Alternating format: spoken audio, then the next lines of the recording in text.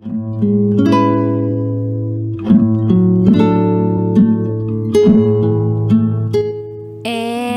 now, it's time for DJ Rocky's Secret Files.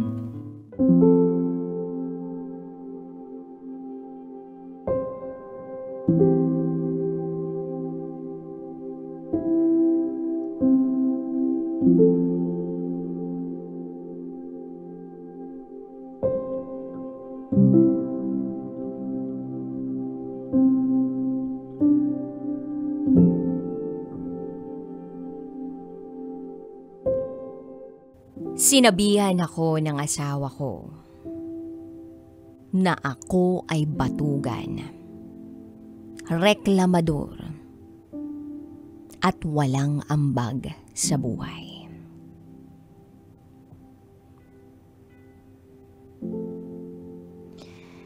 Hi DJ Rocky. Salamat dahil may ganitong klaseng programa na pwedeng paglabasan ng mga nilalaman ng isip at nararamdaman ng puso. Itago mo ko sa pangalang Jane. At ito ang aking secret file.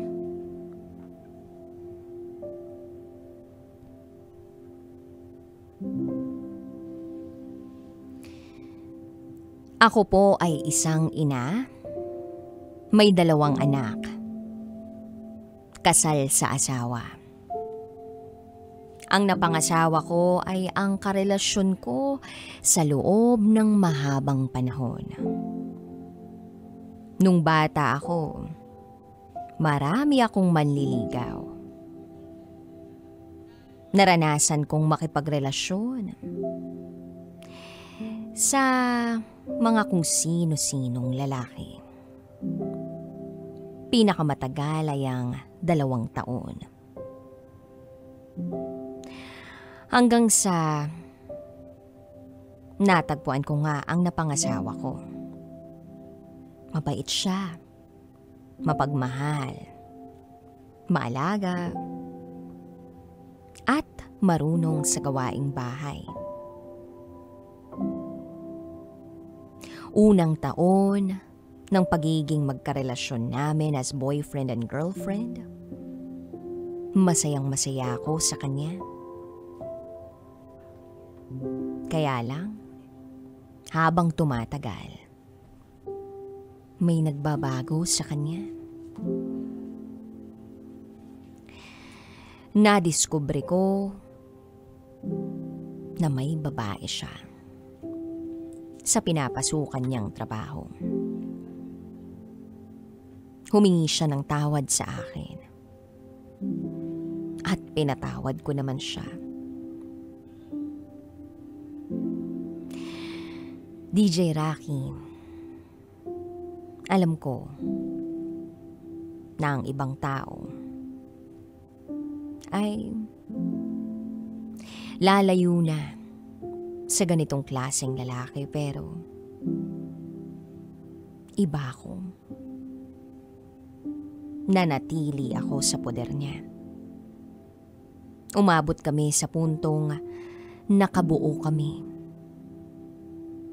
At hindi siya naniwala na anak niya ang ipinagbubuntis ko. Hindi ako maruming babae. Hindi ako pariwara. Siya lang ang lalaking katangi-tanging pinayagan kong makasiping.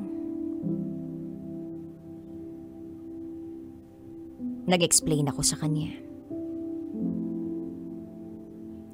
Binigyan ko siya ng maraming assurance. Sa bandang huli, nalinawan at natanggap naman niya na magiging tatay na siya. Hanggang sa nanganak na ako sa panganay namin. Provided niya ang lahat. Kaya lang, nag-iiba na naman ang ugali niya. Uuwi siya ng lasing. Hindi ako nakakain sa buong araw. Pagising niya ng umaga, maghahanap ng pagkain. Pero wala naman siyang inuwing lulutuin. At saka siya magagalit sa akin. Wala naman siyang iniiwang pera.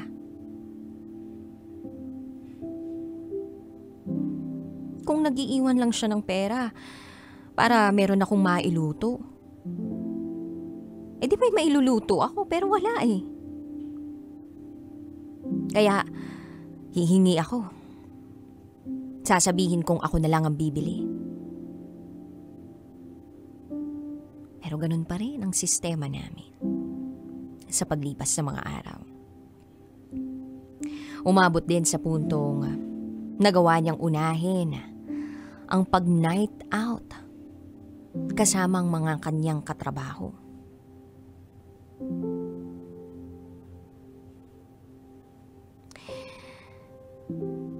Naitaon, walang gatas at diaper ang anak namin. Buong gabi, nag-aantay ako. Pati ang anak namin. Kinabukasan, umuwi siyang may dalang isang lata ng gatas at isang malaking pack ng diaper. Siyempre, hindi na ako nakapagpigil pa. Kinumpronta ko siya. Hindi na rin ako nakapagpigil. Hindi ko sinasadya na maibato ang gatas at diaper sa kanya dahil sa galit na nararamdaman ko. Nanginginig ako nun sa galit. Pero ang hindi ko ina-expect ay ang saktan niya rin ako habang karga-karga ko ang anak namin. Sinalo ko ang suntok sa likod. Hampas ng kamay niya sa ulo ko, sa likod at braso. Alam kong rinig na rinig yun ng mga kapitbahay namin. Iyak ako ng iyak. Hindi ako natulog pagkatapos nun. Nakatulog siya ng mahimbing. Nagising siya na parang walang nangyari, pinabayaan ko lang. Then paalis na siya papuntang trabaho. Nagpunta ako ng barangay para isumbong siya. Ginawa ng blotter report. Makalipas ang ilang araw, nagkaroon kami ng pag-uusap. Nagkaayos naman kami. Nagkapirmahan pa nga na hindi niya na ako uli sasaktan. Lumipas ang ilang taon, naging maayos uli ang pagsasama namin. Lumipat kami ng inuupahan, nagkaroon ako ng trabaho. At nagkaroon kami ng pangalawang anak. Nakita niya ang hirap ko sa panganganak.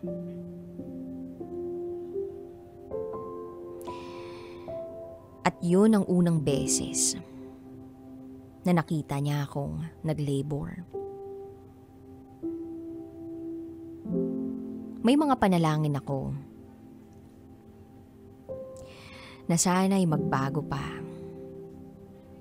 O di kaya naman ay bumait na ang mister ko. Nang sa gayon ay buo pa rin ang pamilya, nakalakihan ng mga anak namin. Sana madinig ng Diyos ang mga panalangin kong yun.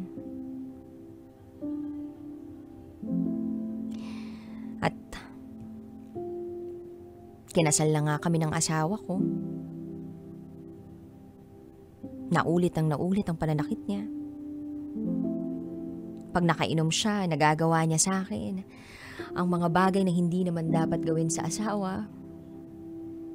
Pinapatawad ko lang siya. Sabi ko nga sa kanya, kung po pwede lang, huwag niya na akong saktan. Kung po pwede lang, tulungan niya na lang ako. Nangako siya sa akin na magbabago siya. Pagod na ako. Gusto ko nang iwan ang taong to.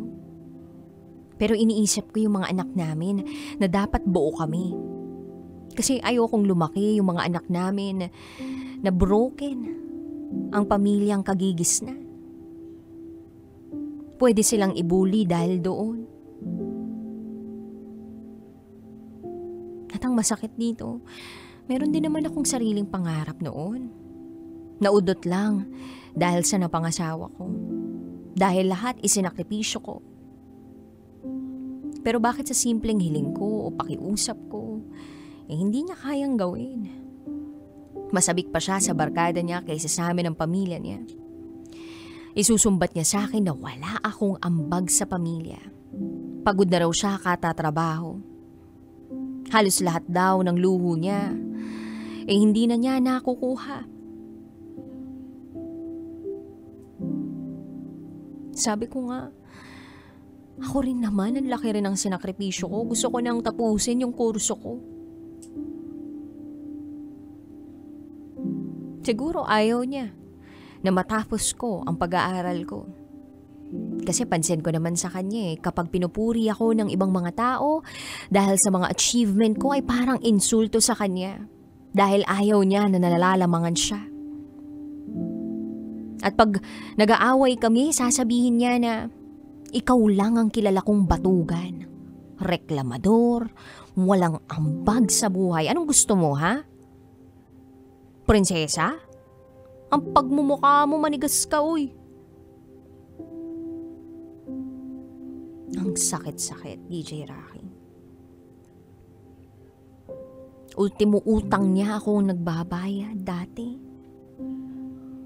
Kahit siyang may trabaho, ang takbuhan niya ako.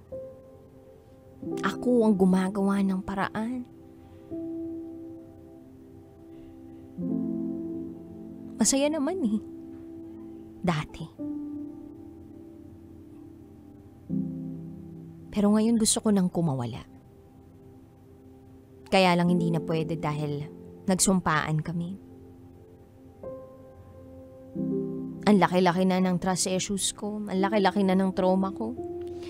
Sa tuwing nakikita ko ang mga anak namin, yun na lang nagsisilbing inspirasyon ko para ipagpatuloy ang buhay ko. Mahal ko naman yung asawa ko.